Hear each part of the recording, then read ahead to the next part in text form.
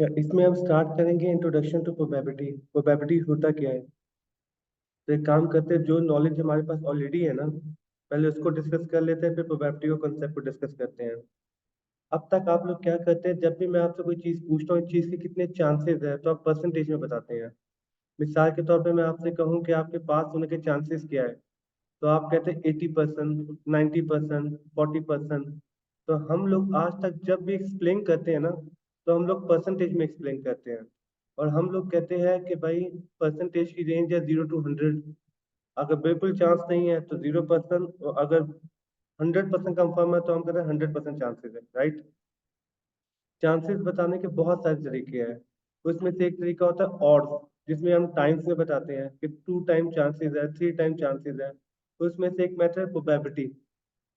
तो basically probability भी यही बताता है कि क्या लाइक्लीहुड है, क्या चांसेस है किसी पर्टिकुलर इवेंट के अकर करने के। अब डिफरेंस क्या है?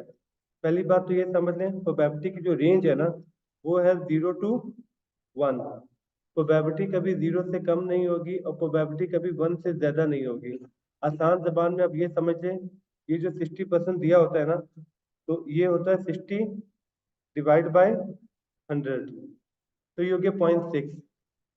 तो जिसे आप कहते हैं ना 70% चांसेस है, उसे हम प्रोबेबिलिटी में क्या कहेंगे? 0.7। जिसे आप कहते हैं 80% चांसेस है, उसे प्रोबेबिलिटी में क्या कहेंगे? 0.8। तो टेक्निकली वही चीज है, बस परसेंटेज को आप किस में कन्वर्ट कर रहे हैं? प्रोबेबिलिटी के अंदर। डन हो गया। प्रोबेबिलिटी कभी भी नेगेटिव नहीं होगी, कभी भी 1 से ज्यादा नहीं होगी। ये बात मैंने आपको इसलिए क्लियर कर दी क्योंकि अक्सर बच्चे कहते हैं सर, हम अक्सर कहते हैं 200% चांसेस है। तो 200 को जब डिवाइड करेंगे प्रोबेबिलिटी तो 2 आ गई। तो फिर हम उसे क्लियर करते हैं कि नहीं, टेक्निकली गलत कहते हैं आप लोग। ठीक है। ये जो अपना 200%, 300% है, इसका ताल्लुक टाइम से होता है। जब हम और कैलकुलेट करेंगे कि 2 टाइम है, 3 टाइम है, 4 टाइम है, 5 टाइम है, वो जब हम और का टॉपिक डिस्कस करेंगे तो हम डिस्कस कर लेंगे। फिलहाल हमारा पॉइंट ये समझना है कि ये जो प्रोबेबिलिटी है, इसकी रेंज है 0 to 1। यहाँ तक क्लियर हो गया? चले अब इसकी ऑफिशियल डेफिनेशन देख लेते हैं। जी, पहले बुलेट में क्या मेंशन किया भाई? वही बात कि चांसेस दिखाता है, लाइक्लीहुड दिखाता है किसी पर्टिकुलर इवेंट के अकर होने के। अब इस बात का क्या मतलब है किसी पर्टिकुलर इवेंट के अकर होने के? इसकी एग्जांपल से समझ लेते हैं। एज्यूम करें मेरी क्लास में 2 टाइप के बच्चे हैं, मेल और फीमेल। अब ये देखिए, जेंडर लिख देता हूँ। जेंडर में मेल भी है और फीमेल भी है। मेल है मेरे पास 7 और फीमेल है मेरे पास 3। टोटल कितना हो गया? 10। अब अगर मैं आंखें बंद करके किसी बच्चे को सिलेक्ट करूं, तो क्या चांसेस है कि वो मेल हो? अब आपको मेरी रिक्वायरमेंट समझ में आ गई, क्या चांसेस है कि वो मेल हो? तो टेक्निकली मैं जिस इवेंट में इंटरेस्टेड हूँ, वो क्या है? मेल होना। वो क्या है? मेल होना। अच्छा, और जिसमें मैं इंटरेस्टेड नहीं हूँ वो क्या है? फीमेल होना। क्लियर हो गया? एग्जैक्ट उल्टा करते हैं। पाकिस्तान और इंडिया का मैच हो रहा है। मैंने आपसे क्या चांसेस है पाकिस्तान जीतेगा? तो मैं जिस इवेंट में इंटरेस्टेड हूँ, पाकिस्तान की जीत है। ये बात समझ में आ गया? तो इसमें बेसिकली इवेंट का मतलब समझ में आ गया आपको? क्योंकि जब यहाँ पे डेफिनेशन में इवेंट का वर्ड आता है ना, तो लोग कंफ्यूज हो जाते हैं। ये देखें, that a particular event which occur, मतलब क्या चांसेस है कि मेरा भाई टॉप करेगा, क्या चांसेस है कि वो पास हो जाएगा, क्या चांसेस है कि वो फेल हो जाएगा। तो प्रोबेबिलिटी की चीज को कहते हैं, चांसेस को कहते हैं, लाइक्लीहुड को कहते हैं किसी पर्टिकुलर इवेंट के अकर करने के। डन हो गया? आगे मूव करें। अगली बात देखें। अगली बात भी हम ऑलरेडी पढ़ चुके हैं कि इसकी रेंज है 0 to 1। ये 0 से कम नहीं होगा, 1 से ज्यादा नहीं होगा। अच्छा, अगर आपने प्रोबेबिलिटी को परसेंटेज में दिखाना है तो आपको मल्टीप्लाई बाय 100 करना पड़ेगा। मतलब मैं आपसे कहता हूँ प्रोबेबिलिटी है 0.05, तो इसको परसेंटेज में कहेंगे 5%। तो अगर मैं आपसे कहूँ प्रोबेबिलिटी है 0.2, तो आप कहेंगे परसेंट 20% हो जाएगा। ठीक है। 2% नहीं होगा, 2% होता है 0.02। तो आपको परसेंटेज को प्रोबेबिलिटी में भी कन्वर्ट करना आना चाहिए, प्रोबेबिलिटी को परसेंटेज में भी कन्वर्ट करना आना चाहिए। जब हम परसेंटेज को प्रोबेबिलिटी में कन्वर्ट करते हैं तो हम डिवाइड बाय 100 कर देते हैं। डन। लेकिन जब हम प्रोबेबिलिटी को परसेंटेज में लेके जाएंगे तो हम उसको मल्टीप्लाई बाय 100 कर देंगे। यहाँ तक लॉजिक समझ में आ गई? आगे बढ़ें, आगे मूव करें जी। अब आगे क्या लिखा है? 0 लिखा हुआ है कि भाई ऑलमोस्ट ना होने की प्रोबेबिलिटी, और 1 मतलब 100%। अच्छा, अभी मैं एज्यूम करता हूँ मेरे पास सिर्फ 2 टाइप के इवेंट है, मेल और फीमेल। 2 टाइप के इवेंट का मतलब समझाता हूँ। माने मेरी क्लास में 4 रिलीजन के बच्चे हैं, मुस्लिम भी है, हिंदू भी है, क्रिश्चियन भी है, जूस भी है। मैं इंटरेस्टेड हूँ एक क्रिश्चियन बच्चा सिलेक्ट करने में, तो टोटल इवेंट्स कितने हैं? 4 है, ये बात समझ रहे हैं? लेकिन मेल फीमेल में टोटल इवेंट्स कितने हैं? 2 है। ये बात समझ में आ रही है कि टोटल इवेंट्स कितने हैं? तो 2 भी हो सकते हैं, 4 भी हो सकते हैं, 50 भी हो सकते हैं। क्लियर हो गया? आगे चलते हैं। 0.45% प्रोबेबिलिटी का मतलब क्या है कि 45% चांसेस होते हैं। क्लियर हो गया? अब इसकी प्रैक्टिस करते हैं। नॉर्मली जो प्रोबेबिलिटी का फॉर्मूला बताया जाता है सिंपल प्रोबेबिलिटी का, वो बताया जाता है P equal to M divide by N। P मतलब probability, M divide by N। N का मतलब है टोटल सैंपल साइज, कि आपके पास टोटल कितना है, और M का मतलब ये है कि जिस इवेंट में आप इंटरेस्टेड हैं उसका टोटल कितना है। ये बात समझ में आई? M का मतलब है जिस इवेंट में आप इंटरेस्टेड हैं उसका टोटल क्या है, और N का मतलब है कि ग्रैंड टोटल क्या है, तमाम इवेंट्स का टोटल क्या है। सही है? अब जैसे हम इस एग्जांपल को कंटिन्यू करते हैं, इस एग्जांपल में आप जो इंटरेस्टेड थे वो मेल सेलेक्ट करने में थे, तो मेल सेलेक्ट का टोटल कितना था? 7, राइट? और ग्रैंड टोटल कितना है? 10। तो 7 डिवाइड बाई 10 कर देंगे, डन। क्या आ जाएगा? 0.7। क्लियर हो गया? क्या हो जाएगा? 0.7।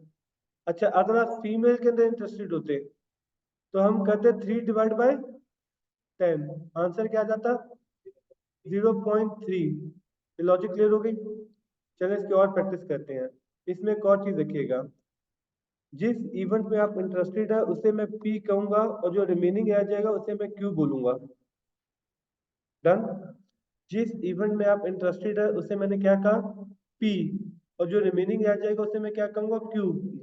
इसे दूसरी जबान में कहते हैं, मैं इस वक्त मेल में इंटरेस्टेड था, तो अगर मेल आ जाएगा तो मेरी सक्सेस होगी। तो बेसिकली जो सक्सेस की प्रोबेबिलिटी है मैंने उसे क्या कह दिया? P। और अगर मेल ना आया, फीमेल आ गई, तो फेलियर है मेरा। तो जो फेलियर की प्रोबेबिलिटी उसको मैंने क्या कह दिया? Q। लॉजिक क्लियर हो गई? तो मैं सक्सेस को P बोल दूंगा और फेलियर को Q कह दूंगा।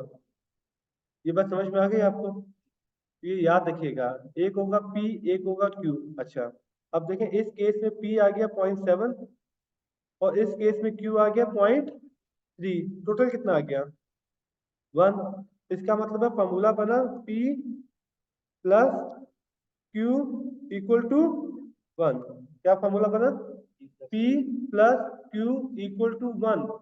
क्योंकि जिस इवेंट में आप इंटरेस्टेड है उसकी प्रोबेबिलिटी को कैलकुलेट किया, प्लस किया जाए रिमेनिंग के साथ, तो जाहिर बात है 1 नहीं आएगा, क्योंकि आधी कुछ प्रोबेबिलिटी P में गई होगी, कुछ प्रोबेबिलिटी Q में गई होगी, दोनों को सम करेंगे तो 1 नहीं आएगा ना। तो फिर बेसिकली P का फॉर्मूला क्या बना? P का फॉर्मूला बना 1 माइनस Q। बेसिक मैथ है। अगर ये P plus Q equal to 1 है और मुझे P निकालना है तो Q को दूसरी साइड पे ले जाऊंगा, 1 माइनस Q बन जाएगा। तो अगर मुझे Q निकालना है, ठीक है, तो 1 माइनस P कैलकुलेट कर लूंगा मैं। डन। ये सारे फार्मूले हम आगे यूज करेंगे। उसकी वजह क्या है? उसकी वजह ये, अगर हमें एक की प्रोबेबिलिटी पता है तो हम दूसरे की कैलकुलेट कर लेंगे 1 में से माइनस करके। क्लियर हो गया? आगे मूव करें। जो बेसिक फार्मूला था M डिवाइड बाय N वाला, वो भी हमने डिस्कस कर लिया। 1 माइनस P भी डिस्कस कर लिया, 1 माइनस Q भी डिस्कस कर लिया। ठीक है, अब इसका फायदा बताता हूँ आपको। ये देखिए क्लास सामने देखें। अब मैंने आपसे कहा कि मेरी क्लास में जो मेल की प्रोबेबिलिटी है वो 0.65 है। क्या प्रोबेबिलिटी है? 0.65। तो बताएं फीमेल की प्रोबेबिलिटी क्या होगी? 0.35। अब मजे की बात ये, ना आपको N पता था ना आपको टोटल पता था, कुछ भी नहीं पता था, तब भी आपने फीमेल की प्रोबेबिलिटी कैलकुलेट कर ली। कैसे कैलकुलेट की? 1 में से माइनस करके। आपको पता था P 0.65 है, तो फिर Q 0.35 ही होगा, फीमेल 0.35 ही होगी। क्लियर हो गया? अब इसमें एक टेक्निकल पॉइंट डिस्कस करते हैं। मैंने कहा मेल होने की प्रोबेबिलिटी क्या है? 0.65। तो 0.35 किस चीज की प्रोबेबिलिटी है? फीमेल होने की भी बोल सकते हैं, मेल ना होने की भी बोल सकते हैं। बेहतर ये है कि हम लोग बोले मेल नहीं है। इसकी वजह बताता हूँ। ये देखिए, ये मेल आ गया, ये फीमेल आ गया, ठीक है। अब मेल में आ गया मेरे पास 40 और फीमेल में मेरे पास आ गई 60। डन। यहाँ पे मैं कर देता हूँ टोटल। अब टोटल कितना हो गया मेरे पास? 100। यहाँ पे लिख देता हूँ, टोटल हो गया 100।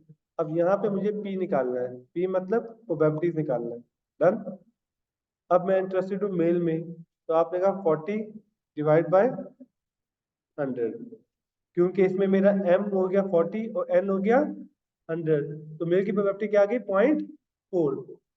अब अगर फीमेल की प्रोबेबिलिटी आपने कैलकुलेट करनी है और आपको पता है आपके पास जेंडर में सिर्फ 2 ऑप्शन है, तो आप 1 माइनस 0.4 करके भी 0.6 कैलकुलेट कर सकते थे।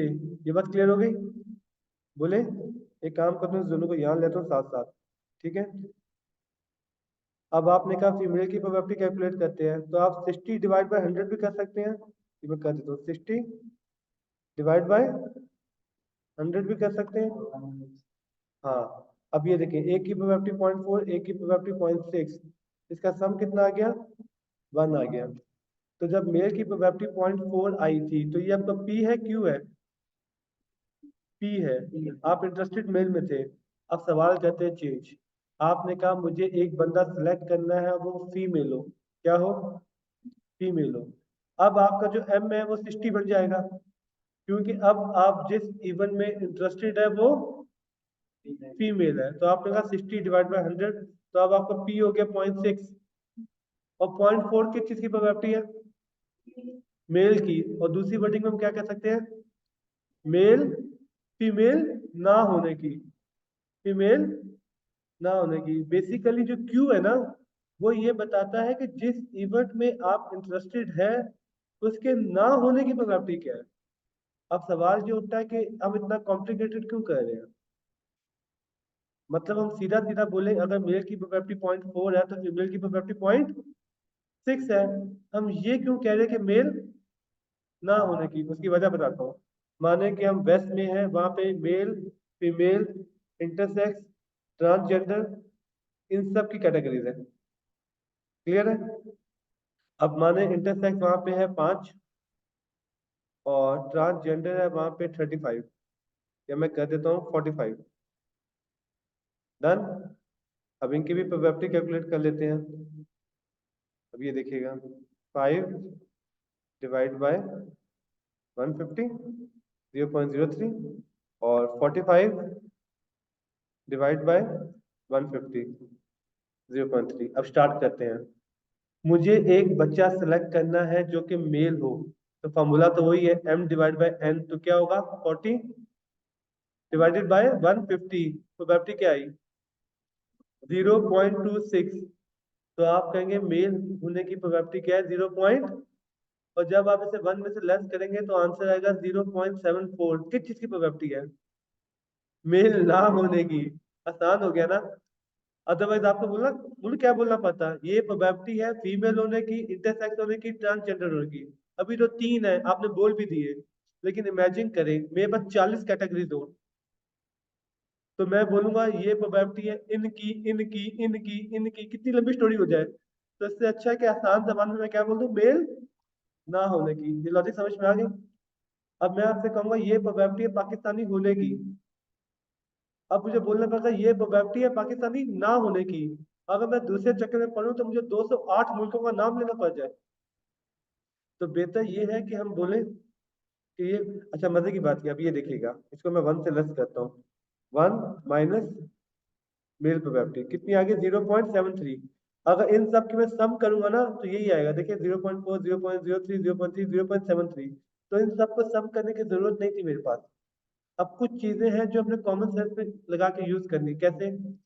मैंने असलान से कहा फीमेल की प्रोबेबिलिटी निकालो, इंटरसेक्स की प्रोबेबिलिटी निकालो, ट्रांसजेंडर की प्रोबेबिलिटी निकालो, इन तीनों की प्रोबेबिलिटी कैलकुलेट करो।